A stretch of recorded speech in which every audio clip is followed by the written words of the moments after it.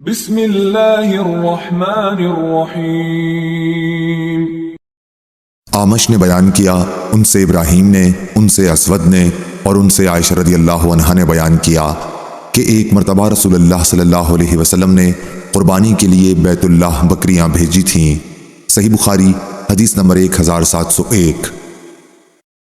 اعمش نے بیان کیا، ان سے ابراہیم نے، ان سے اسود نے اور ان سے عائشہ رضی اللہ عنہا نے کہ میں نبی کریم صلی اللہ علیہ وسلم کے قربانی کے جانوروں کے لیے قلادے خود بٹا کرتی تھی۔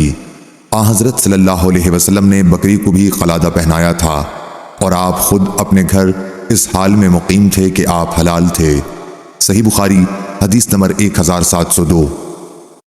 حماد نے بیان کیا، ان سے منصور بن معتمر نے دوسری سند اور ہم سے محمد بن کثیر نے بیان کیا، انہیں سفیان نے خبر دی، انہیں منصور نے، انہیں ابراہیم نے، انہیں اسود نے اور ان سے عائشہ رضی اللہ عنہا نے بیان کیا کہ میں نبی کریم صلی اللہ علیہ وسلم کی بکریوں کے قلادے خود بٹا کرتی تھی۔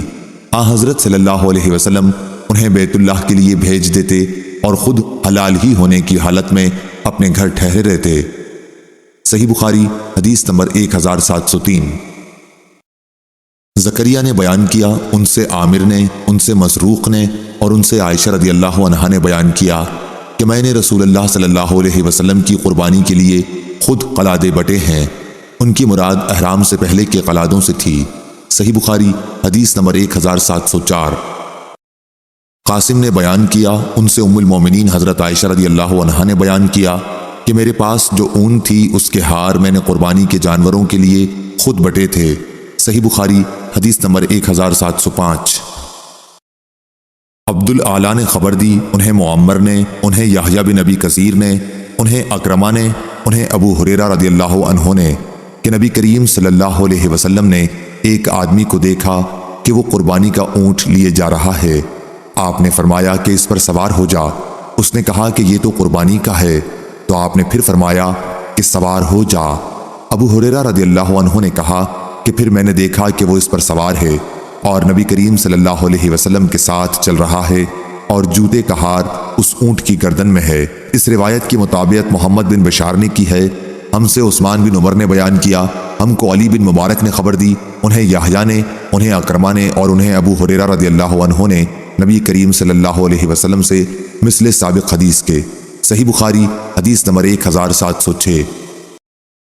سفیان نے بیان کیا، ان سے ابن ابی نجیح نے، ان سے مجاہد نے، ان سے عبد الرحمن بن ابی لیلہ نے اور ان سے حضرت علی رضی اللہ عنہ نے بیان کیا کہ مجھے رسول اللہ صلی اللہ علیہ وسلم نے ان قربانی کے جانوروں کے جھول اور ان کے چمڑے کو صدقہ کرنے کا حکم دیا تھا جن کی قربانی میں نے کر دی تھی۔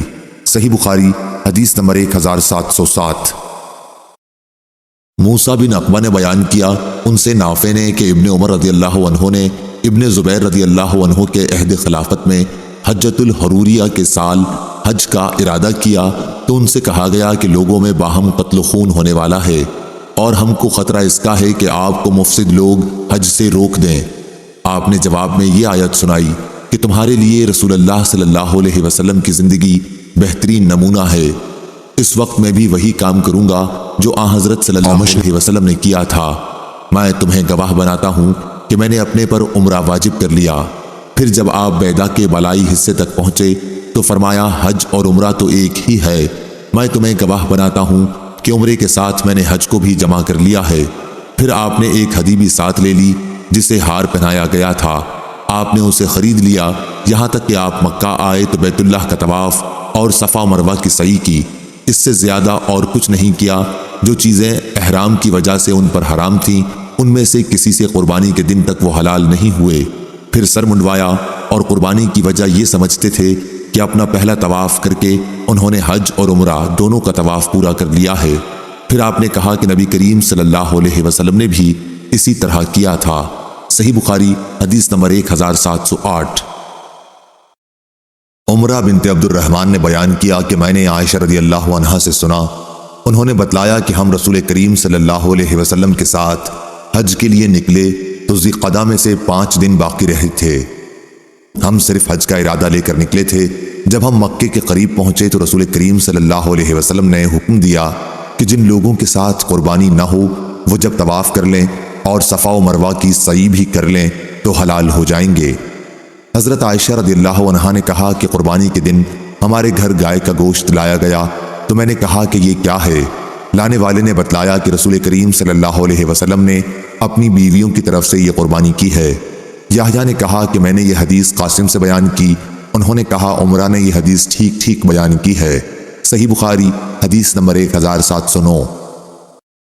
عبید اللہ بن عمر نے بیان کیا ان سے نافع نے کہ عبداللہ رضی اللہ عنہ نہر کرنے کی جگہ نہر کرتے تھے۔ عبید اللہ نے بتایا کہ مراد نبی کریم صلی اللہ علیہ وسلم کے نہر کرنے کی جگہ سے تھی۔ صحیح بخاری حدیث نمبر 1710۔